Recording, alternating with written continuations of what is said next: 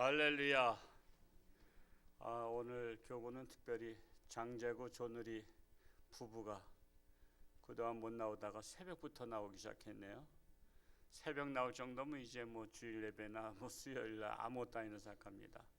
저 가정에 기도 제목이 있습니다. 아기 낳는 거.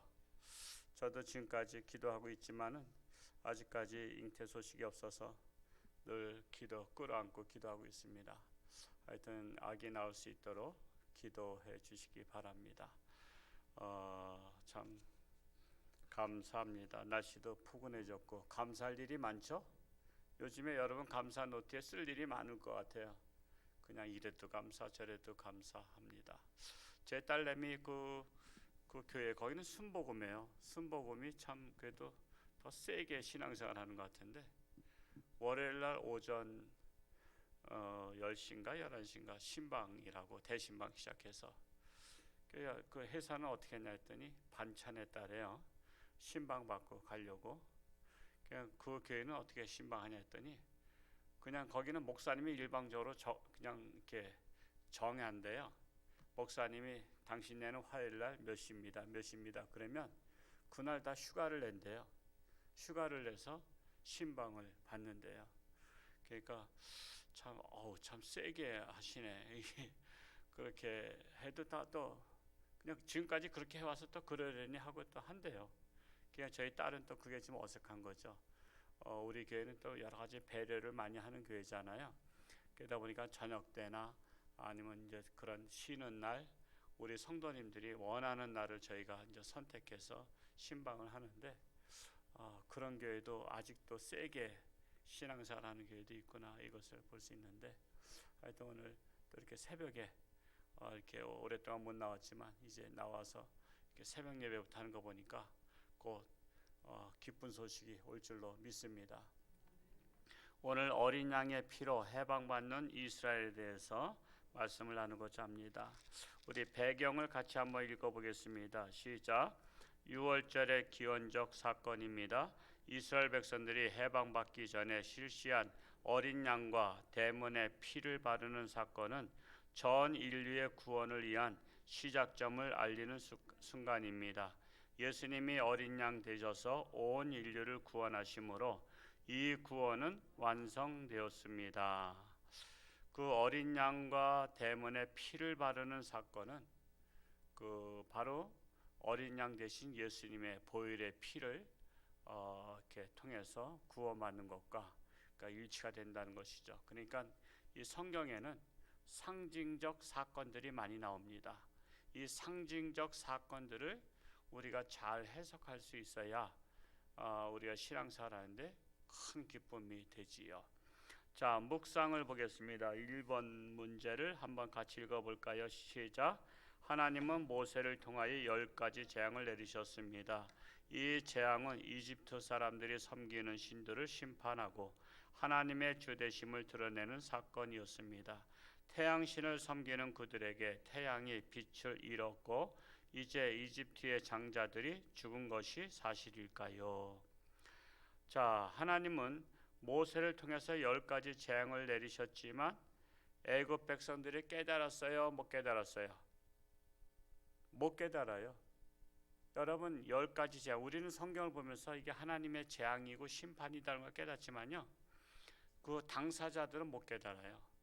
오늘날 마찬가지예요. 우리는 성경을 통해서 오늘날 우리를 봐야 되는데 오늘날 재앙이 몇 가지가 오고 있어요. 우리나라에 세계에 10가지만 올까요? 그 이상이죠. 10가지 넘도록 재앙이 오고 있어요. 하다못해 전염병의 재앙, 이게 빨라야 10년이라래요. 없어지려면 길면 100년, 한 세기를 간다래요. 이제는 코로나와 대체해서 살아갈 수 있는 사회가 돼. 우리나라 한 60%가 코로나에 걸려야 면역성이 생긴다래요. 그러면 아직 안 걸리신 분들 면역성이 생길 때까지 지금 우리가 어떻게 해야 되겠어요? 걸리면 면역성이 생겨서 이것을 스스로 이겨내갈 수 있도록 우리는 몸을 튼튼히 해야 되잖아요. 그러니까 여러분 이런 전염병에 우리가 면역력이 생길 수 있는 그런 음식들을 우리가 이렇게 복용해야 돼요. 하다못해 소금 같은 것도 이 소금이 옛날에 뭐 참 작년 재작년 막 미신처럼 그렇게 얘기했지만요.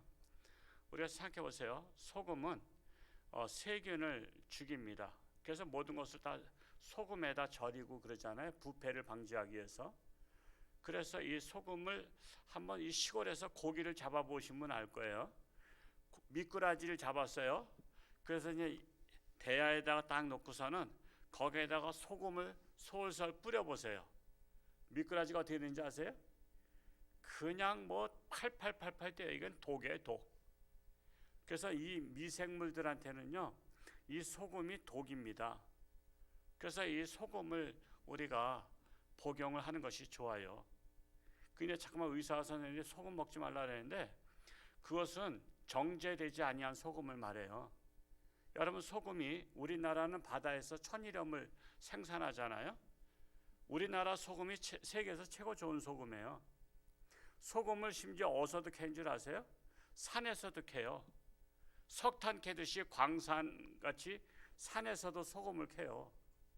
여러분, 이런 거는 엄청 독이 많아요. 우리나라의 소금은 이 소금을 이렇게 바닷물을 말려서 소금이 나와도 거기에다 또 물을 붓죠. 우리가 예를 들어서 한 자루 우리가 소금을 사왔다 할지라도 그 간수를 뺀다 그러잖아요. 그것을 어떤 함지에다 놓고 돌을 올려놓고 거기에다 물을 잔뜩 부어서 이 간수를 빼는 것은 독소를 빼는 겁니다. 그러고 나서 그 소금을 우리가 이렇게 먹는 거예요. 이 음식에다 넣고. 그래서 우리나라 소금은 굉장히 좋은 거예요. 다른 나라에 비해서. 그러니까는 의학이라는 것은 대개가 서양 의학이라 하잖아요. 서양에는 거의 다 소금이 해로워요. 독이 많고. 그래서 소금을 먹지 말라는 것이 그대로다가 자기들의 기준에서 먹지 말라고 한 거예요. 그러나 우리나라는 소금을 다 이렇게 정제해서 먹기 때문에 거기에다가 또 주경 같은 경우 그것은 9번을 굽잖아요.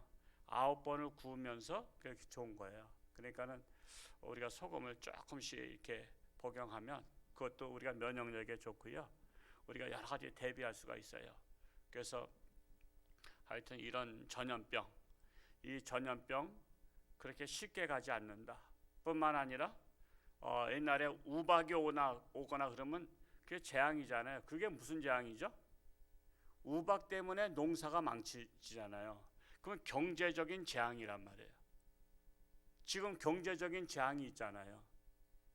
그러니까 우박이 와서만 경제가 망가지는 게 아니라 현대는 이런 전염병으로 말미암아 경제가 망가지고 있단 말이에요. 지금 뭐 서울의 명동도 썰렁하고요. 지금 뭐 거의다가 썰렁하잖아요. 그분들 월세 임대료도 내기 어렵다래요. 임대료도 결국 다 망하는 길로 가잖아요. 지금 소상공인들이 엄청 망했잖아요.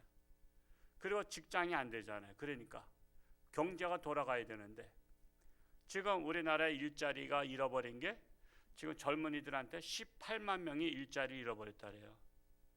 그러니까 대학을 나와도 일자리가 없으니까 제일 안전한 공무원 길로 가기 위해서 모든 1순위가 공무원이에요. 이게 철밥통이거든. 그러니까 지금 공무원 시험 준비해요. 노량진의 학원가에서는 다 거의 다 공무원 시험 하는 거야. 그냥 국가가 주는 월급으로 먹고 사겠다는 거죠. 요즘엔 대기업도 인기가 없대요. 대기업부터 2순위로 내려가서 공무원이 1순위야. 그러니까 서울대생들이 공부 잘하니까 가장 쉬운 방법이 공무원 되는 방법이요. 지금 우리나라가 이렇게 여러 가지 맞물려 가는 것이 이것이 재앙이란 말이에요. 그러면 이걸 깨달아야 돼요.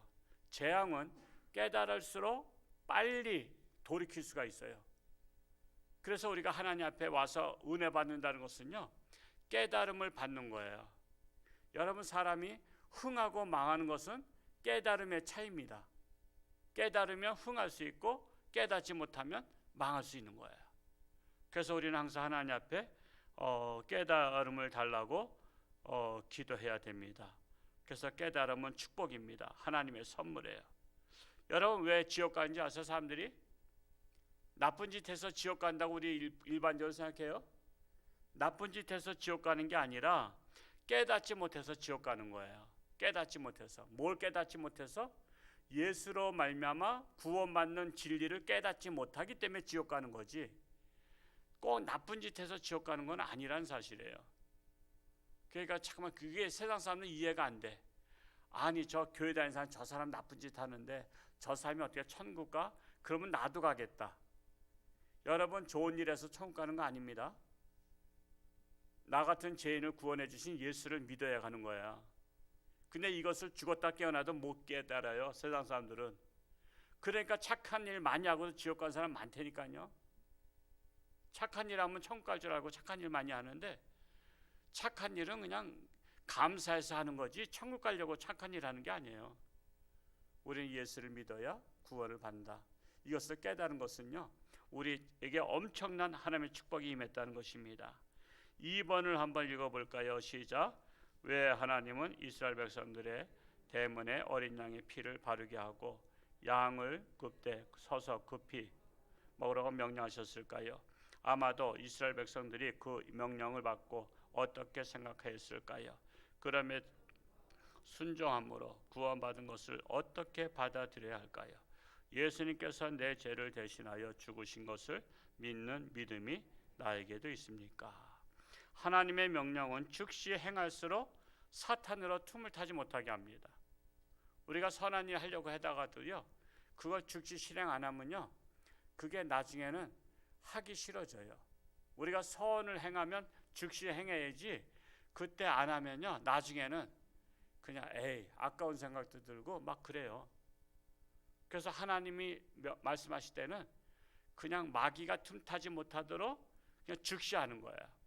만약에 아브라함이 내 아들 이삭을 바치라 했을 때 좀 생각해보면 어떤 생각이 들까요? 인본주의적인 생각이 들어요. 야, 내가 100살에 낳은 아들이고, 그리고 내가 또 앞으로 또 아들을 낳는다는 보장도 없고, 얘가 죽으면 내 자손이 끊겨지는데, 이거 하나님께서 말씀하신 게 너무하지. 이게 말이나 돼? 안 돼.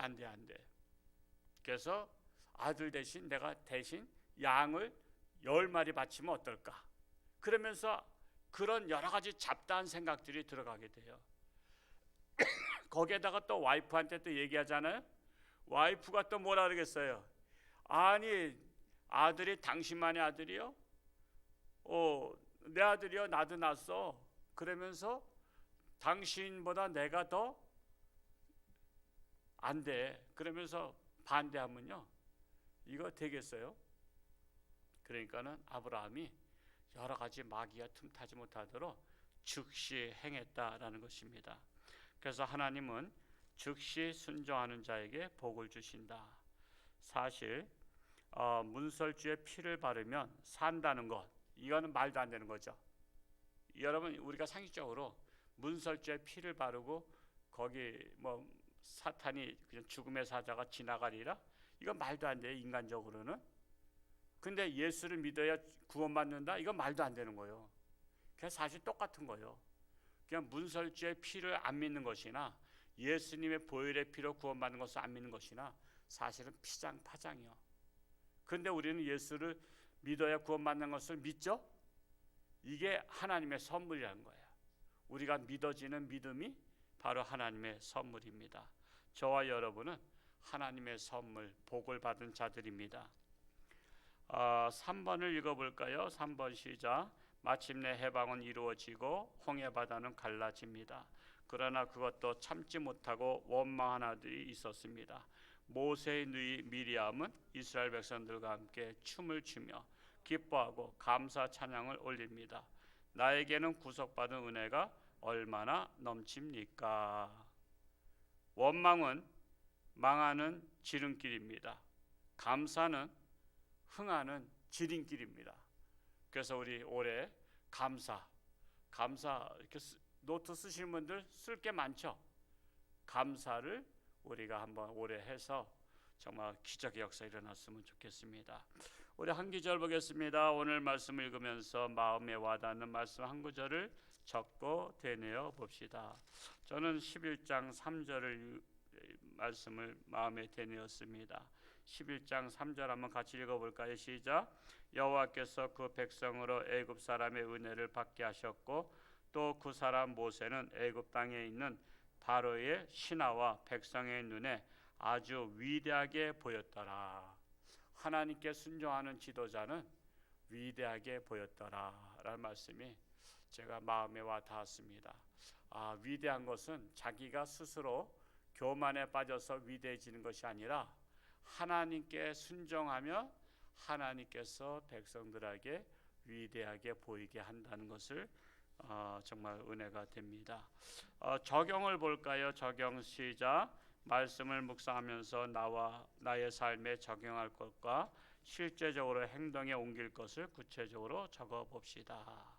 14장 13절과 14절을 한번 읽어 보겠습니다. 14장 13절과 14절 같이 한번 읽어 볼까요? 시작.